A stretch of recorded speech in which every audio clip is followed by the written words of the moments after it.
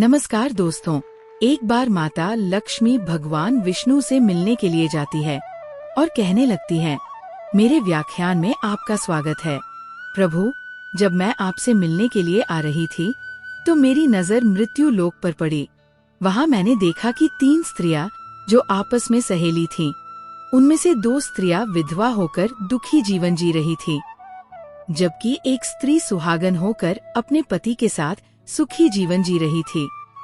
प्रभु, ये बात मेरी समझ में नहीं आई, इसलिए मेरे मन में 3 प्रश्न उठने लगे। अब मैं आपसे ये चाहती हूँ कि आप मेरे तीनों प्रश्नों के उत्तर देकर मुझे संतुष्ट करने की कृपा करें। पितरों, इस प्रकार माता लक्ष्मी की बात को सुनकर भगवान विष्णु कहते हैं, हे लक्ष्मी, तुम मुझे अपने तीनों प्रश्नों को बताओ। मैं तुम्हें तुम्हारे प्रश्नों के उत्तर देकर पूरी तरह संतुष्ट करने का प्रयास करूंगा। प्रभु, मेरा पहला प्रश्न है, कौन सी स्त्री समय से पहले विधवा हो जाती है? मेरा दूसरा प्रश्न है, कौन सी स्त्री को जीवन में कभी सुख नहीं मिलता? और मेरा तीसरा प्रश्न है, कौन सी चीज ऐसी है जो एक पत्नी अपने पति को मांगने से भी नहीं पाती, जबकि एक स्त्री सुहागन होकर अपने पति के साथ सुखी जीवन जी रही है? तुम जानना चाहती हो आखिरकार ऐसा क्यों है, तो मैं तुम्हें एक छोटी सी कहानी सुनाता हूँ। इस कहानी को बहुत ही ध्यान से सुनो। आधी अधूरी कहानी सुनने वालों को आधा अधूरा ज्ञान प्राप्त होता है, जो जीवन में कभी काम नहीं आता, क्योंकि तुम्हारे तीनों प्रश्नों के उत्तर इसी छोटी सी कहानी में समाहित हैं। यदि तुमने ध्यान से सुना तो तुम्हारे तीनों प्रश्नों के उत्तर तो अवश्य मिलेंगे और तुम्हें संतुष्टि प्राप्त होगी। मित्रों, माता लक्ष्मी कहती है, प्रभु, मैं आपकी बात से सहमत हूँ। आप कहानी शुरू करो। मैं कहानी को पूरी मन से सुनूंगी और जब तक आप कहानी बोलेंगे तब तक मेरा मन किसी दूसरे स्थान पर नहीं जाएगा। तो मित्रों, कहानी शुरू करने से पहले मेरा आप सभी से अनुरोध है कि आप हमारे राइट टॉक यूट्यूब चैनल को सब्सक्राइब अवश्य करें और कहानी के अंत तक बने रहें, क्योंकि आज की कहानी आपके लिए बहुत ही महत्वपूर्ण होने वाली है। भगवान विष्णु कहते हैं, हे लक्ष्मी, सबसे पहले मैं तुम्हें उस स्त्री की कहानी सुनाता हूँ जो सुहागन बनकर सुखी जीवन जी रही है। जिस सुहागन स्त्री की तुम बात कर रही हो, वो स्त्री एक राजा के नौकर की पत्नी है, और जिस नौकर की वह पत्नी है, उस नौकर को अपनी पत्नी पर पूर्ण विश्वास और भरोसा है कि वह पतिव्रता है, जिसकी महिमा वह अपने साथियों में बार बार करता है। अब देखो, एक दिन की बात है, उस राजा के नौकर ने अपनी पत्नी की प्रशंसा इतनी की कि ये बात धीरे धीरे फैलते हुए राजा के दरबार तक पहुंच गई। फिर तो राजा ने अपने नौकर को बुलाया और उस नौकर से कहा कि तुम हर किसी से कहते हो कि तुम्हारी पत्नी पतिव्रता है। क्या वास्तव में आपकी पत्नी पतिव्रता है? क्या आपको पूर्ण विश्वास है? इस प्रकार राजा की बात सुनकर के नौकर कहने लगा, महाराज, मुझे पूरा विश्वास है और पूरी तरह से विश्वास है कि मेरी पत्नी पूरी तरह पतिव्रता है। अब इस समय पर राजा का महामंत्री कहने लगता है, यदि मैं तेरी पत्नी का पतिव्रत धर्म खंडित कर दूं, तो तुझे क्या सजा मिलनी चाहिए? फिर तो नौकर ने कहा, यदि तुम मेरी पत्नी का पतिव्रत धर्म खंडित कर देते हो तो महाराज, मुझे फांसी लगा देना। अब उधर वह राजा का नौकर भी मंत्री से कहता है, यदि महाराज ये मेरी पत्नी का पतिव्रत धर्म खंडित नहीं कर पाए तो इन्हें सजा क्या मिलेगी? राजा ने कहा कि मंत्री को भी फांसी की सजा दी जाएगी। फिर भगवान विष्णु कहते हैं, लक्ष्मी मंत्री ने स्वीकार कर लिया और नौकर से पूछा कि क्या वस्तु लाऊं जिसे तू माने कि मैंने तेरी पत्नी का धर्म खंडित करने में सफलता प्राप्त की। नौकर ने कहा, मंत्री, यदि तू मेरे घर से जाकर के मेरे विवाह के समय पर मुझे एक पटका मिला था और एक कतार मिली थी, वह मेरी पत्नी ने बहुत ही संभाल कर रखी है, जो सुहाग की निशानी मानी जाती है। यदि तू पटका और कतार लाकर मुझे दिखा दे तो मैं मान जाऊंगा कि तूने मेरी पत्नी का धर्म पूरी तरह नष्ट कर दिया है। अब शर्त स्वीकार हो जाने के बाद वह मंत्री शहर में जाता है और एक दूत से जाकर मिलता है। वह दूत हमेशा एक दूसरे से भिड़ने का काम करती थी और जो काम कोई नहीं कर पाता वो काम करने में सक्षम थी। फिर इस प्रकार उस मंत्री ने उस दूत को अपने स्वार्थ के लिए बुलाया और दूत से कहा कि देखो, इस नाम का एक व्यक्ति है, और फिर उसने उसे शर्त के बारे में बता दिया। फिर वह दूत से कहने लगा, तू कैसे भी करके उस स्त्री से मेरा संपर्क करवा दे। तुझे जितना धन चाहिए मैं उतना धन दूंगा। इस प्रकार मंत्री की बात सुनकर दूत कहने लगी, भाई तू उस औरत के बारे में बात मत कर। वो औरत पूरी तरह से पतिव्रता है, तेरी और ठूकेगी भी नहीं। ये बात दूत की समझ में आ गई और उसने कहा, ठीक है, मैं तुम्हारा काम अवश्य करूंगी। नौकर शहर में रहता था। दूत नौकर के घर जाती है और उसकी पत्नी से जाकर बोलती है, बेटी मैं तेरी पति की बुआ हूँ, मैं कई वर्षों के बाद आई हूँ। फिर उस स्त्री ने कहा, मैंने आपको पहले कभी देखा नहीं, इसलिए पहचान नहीं पाई। इस प्रकार उस दूत को उस नौकर की पतिव्रता स्त्री ने बहुत बड़ा सम्मान दिया, मगर उसे क्या मालूम था कि ये उसके साथ छल करने आई है। अब भगवान विष्णु कहते हैं, लक्ष्मी। इस प्रकार वह दूत उस पतिव्रता स्त्री के साथ 2 दिन तक रुकी। जिस समय वह स्त्री स्नान करने लगी तो दूत उठकर उस पतिव्रता के कमर रगड़ने लगी। उस पतिव्रता स्त्री ने बहुत मना किया, फिर भी वह दूत नहीं मानी और कहने लगी, तुम मुझे तो बेटी से भी प्यारी लगती हो, तुम मना मत करो। काफी दिनों के बाद में हमारी मुलाकात पहली बार हुई है। अब ऐसा कहकर वह दूत उसके चेहरे पर हाथ फिराने लगी। फिर आँखों को धोने के बहाने से उस दूत ने उसे पतिव्रता स्त्री की आँखों पर पानी मार दिया और उसकी आंखें बंद हो गई। इस प्रकार गुप्तांग के पास में जांघ पर तिल था, जो दूत ने देख लिया। बस उसका काम बन गया। उधर स्नान करने के बाद जब वो पतिव्रता स्त्री रसोई में खाना बनाने गई तो दूत को मौका मिल गया और उसने पटका और कतार उस नौकर के घर से चुरा ली और वहाँ से भाग गई। जाकर के दूत ने वह पटका और कतार मंत्री को दे दिए और उस पतिव्रता स्त्री की जांघ पर तिल की निशानी भी बता दी।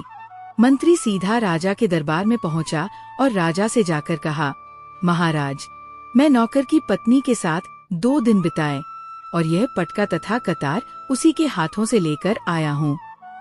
फिर तो राजा ने दरबार लगाया और नौकर को बुलाया तथा महामंत्री से सभा में पटका और कतार नौकर को दिखाने के लिए कहा।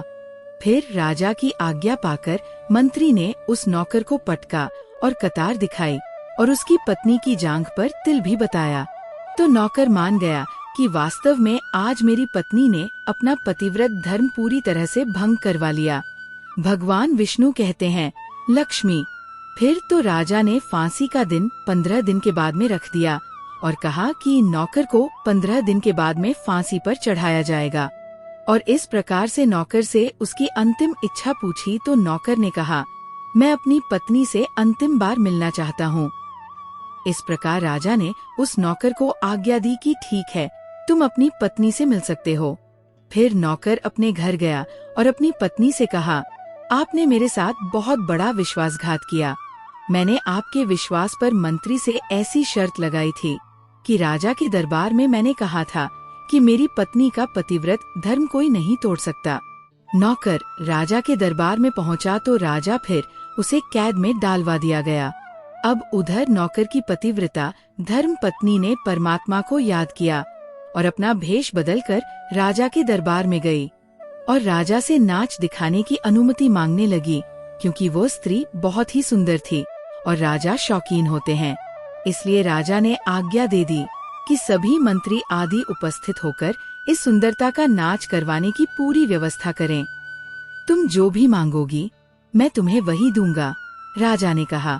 फिर उस नौकर की पतिव्रता स्त्री ने कहा, महाराज, आपकी सभा में मेरा चोर है जिसने मेरे रुपए लिए थे मगर आज तक वापस नहीं दिए, उसे फांसी की सजा दे दीजिए। अब राजा ने कहा, ठीक है, तुम्हारा मंत्री मेरा चोर है, आप इनको फांसी की सजा अवश्य दें। अब उधर जैसे ही मंत्री ने सुना कि ये सुंदरी मुझे अपना चोर बता रही है तो मंत्री कहने लगा, महाराज, मैं कसम खाकर कहता हूँ कि मैंने इसका कभी कुछ नहीं चुराया है। मैंने इसे आज तक कभी देखा ही नहीं है, तो मैं चोरी कैसे कर सकता हूँ? मैंने आज तक इसकी शक्ल भी नहीं देखी है। अब भगवान विष्णु कहते हैं, लक्ष्मी। जैसे ही मंत्री ने कहा कि मैं सुंदरी की आज तक शक्ल ही नहीं देखी है, तो वो सुंदरी कहने लगी, महाराज, ये मंत्री मुझे जानता नहीं है, तो आप उससे ये पूछो, ये पटका और कतार कहाँ से लाया था? मैं उस नौकर की पत्नी हूँ जो आपके यहाँ पर नौकरी करता है और आप मेरे निर्दोष पति को फांसी चढ़ाने वाले हैं। अब मैं आपको पूरी कहानी सुनाती हूँ। ये जो आपका मंत्री है, इसने मेरे पास में अपनी एक दूत को भेजकर मेरी जांघ के तिल का पता लगाया और उसी ने ये पटका और कतार चुराकर इसे लाकर दी और आपके मंत्री के द्वारा भेजी गई। दूत जब मेरे घर पर आई थी तो उसने मुझसे कहा था कि वह मेरे पति की बुआ है और वह पहली बार आई है, इसलिए मैं उसे पहचान नहीं सकी। और महाराज, जिस प्रकार मैंने उस स्त्री को अपने यहाँ बहुत बड़ा सम्मान दिया और अपने घर पर उसके ठहरने की व्यवस्था की, उसी प्रकार उस नौकर की पतिव्रता स्त्री की बात सुनकर राजा ने दूत को बुलाया। फिर उस दूत ने राजा को सारी सच्चाई बता दी, जिससे राजा ने उस नौकर को रिहा कर दिया और मंत्री को फांसी पर चढ़ा दिया। भगवान विष्णु कहते हैं, लक्ष्मी, इस प्रकार उस नौकर की पतिव्रता स्त्री ने अंत में राजा से कहा, महाराज, मैं अपने पति से बहुत प्यार करती हूँ। मैं एक चरित्रवान स्त्री हूँ। कभी भी मैं अपने पति का नाम तक अपने मुंह से नहीं लेती। भगवान विष्णु कहते हैं, लक्ष्मी, मेरी कहानी पूरी होती है। अब तुम अपने तीनों प्रश्नों के उत्तर सुनो। तुम्हारा पहला प्रश्न था, कौन सी स्त्री समय से पहले विधवा हो जाती है? तो जो स्त्रियां अपने पति का नाम लेती हैं, वह समय से पहले विधवा हो जाती है, क्योंकि पति का नाम लेने से पति की उम्र कम हो जाती है और समय से पहले ही उनके पति की मृत्यु हो जाती है। ऐसी स्त्रियां जो पति का नाम लेती हैं, समय से पहले विधवा होकर एक दुखी जीवन जीती है। बस यही राज की बात है कि तुम जिन 3 सहेलियों की बातें कर रही थी, उनमें से 2 विधवा थी और एक वह नौकर की पतिव्रता स्त्री थी। ये पतिव्रता स्त्री कभी भी अपने पति का नाम मुंह से नहीं लेती थी। उधर वह 2 स्त्रियां जो विधवा होकर जीवन दुखी जी रही हैं, वो हमेशा अपने पति का नाम लेकर ही बुलाती थी, जिसकी वजह से उनके पति की उम्र कम हुई और फिर वह दोनों स्त्रियां समय से पहले विधवा हो गई और आज वह दुखी जीवन जी रही है। इसलिए कभी भी स्त्रियों को अपने पति का नाम अपने मुंह से नहीं लेना चाहिए। अब तुम्हारा दूसरा प्रश्न था, कौन सी स्त्री को जीवन में कभी सुख नहीं मिलता है? तो समझ लो, जो स्त्रियां अपने पति के बिना अनुमति के किसी तीर्थ स्थान या उत्सव में जाती है, उनके जीवन में कभी सुख नहीं आता। ऐसी स्त्रियां जीवन भर दुखी रहती है और उन्हें पति का कभी प्रेम नहीं मिलता। भगवान विष्णु कहते हैं, लक्ष्मी, तुम्हारा तीसरा प्रश्न था, ऐसी कौन सी चीज है जो एक पत्नी अपने पति को मांगने से भी नहीं देती? तो समझ लो, वह चीज गाली है।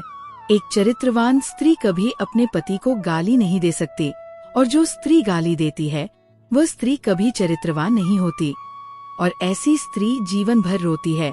उसके जीवन में कभी सुख नहीं आता और समय से पहले ही वह विधवा हो जाती है।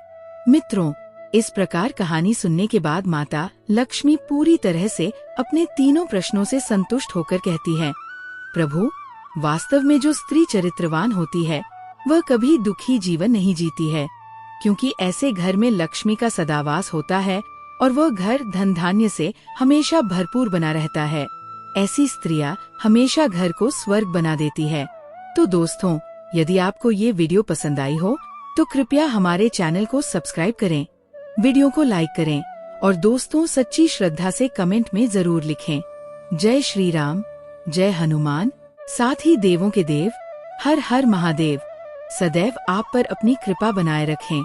प्रिय मित्रों, वीडियो को अंत तक देखने के लिए धन्यवाद। जय श्री राम।